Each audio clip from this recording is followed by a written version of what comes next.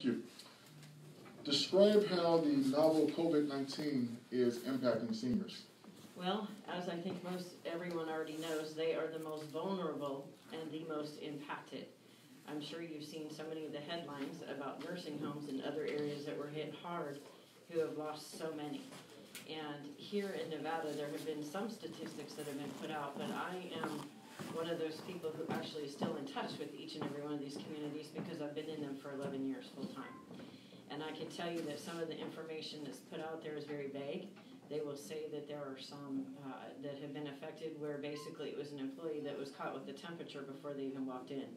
They've been using a lot of great technology, the no-touch thermometers, to make sure that each and every one of the employees are being screened before they come in, which is extremely valuable. One of the biggest problems, of course, though, is what were they doing in the building before that, right? So we've got a lot of answers that we need to get because they are the most vulnerable. So when I look at the senior communities, I say, yes, they are doing wonderful, but there's a lot more that can be done, a lot more, because they are ground zero, really. You know, we look at the hospitals as ground zero. Well, those are the different people that are coming in, but the places where it can just sit and fester is most certainly all of our communities. What can Nevadans do to help seniors? One of the biggest things that you can do is help them get the necessary PPE. They were one of the most overlooked in the beginning. So the PPE was going strictly to hospitals, and of course we needed them. But unfortunately, those masks are not going to be the best ones for people who are on the front lines. That's better for, you and I, right? The people who are out there who are probably a little bit more healthy. So one of the things they can do is, if they want to get together, there's places that they can get these masks. I have those connections. And you can get them here locally, which is beautiful, and then donate to them. And what I've actually started doing is I'm starting a task force that's strictly going to be for seniors and senior communities. And I've already got a lot of people who have stepped up. We're going to start doing Zoom meetings so we can be socially distanced and adhere to the guidelines and make sure the safety.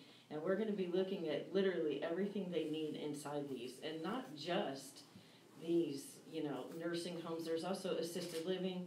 There's the independent living. Because you see with these independent living 55 plus communities, we have so many here. And what's going to be needed there is some support to them as well. With them, they don't always have things in place like your assisted living or your skilled nursing. So we want to assist them as much as possible too, because these are seniors that are in a little bit better condition.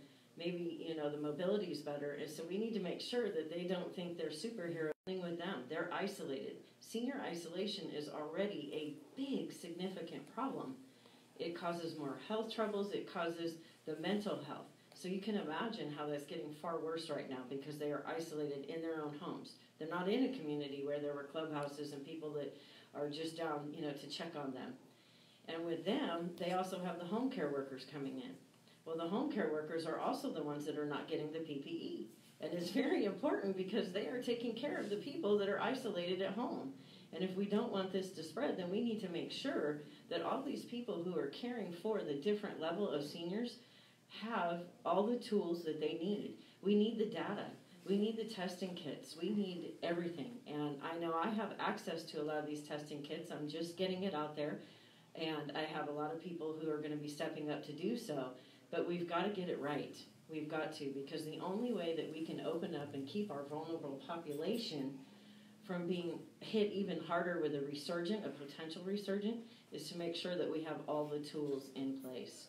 So anyone that has access to any of these things that can either contact me to be a part of the task force, or that can just do the human, this will pass.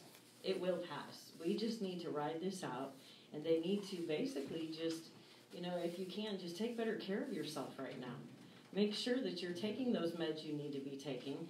Don't stare at all the data all day long so that you get negative, because believe it or not, what's in your mind is also a part of your immune system. So we want to make sure we're eating healthy. We're not sitting there using it as an excuse to just have snacks all day, which is tempting, I know.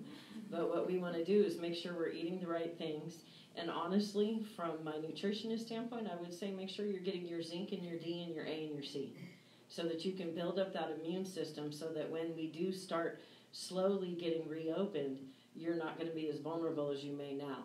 And once again, what goes in your mind also goes through to your body. So make sure that you're just keeping a positive outlook, and most of all, stay social. Call something I've seen for the last 11 years working with seniors, and that's that we have not been paying attention to them. So I encourage my seniors to have hope, because this has shed a light on that.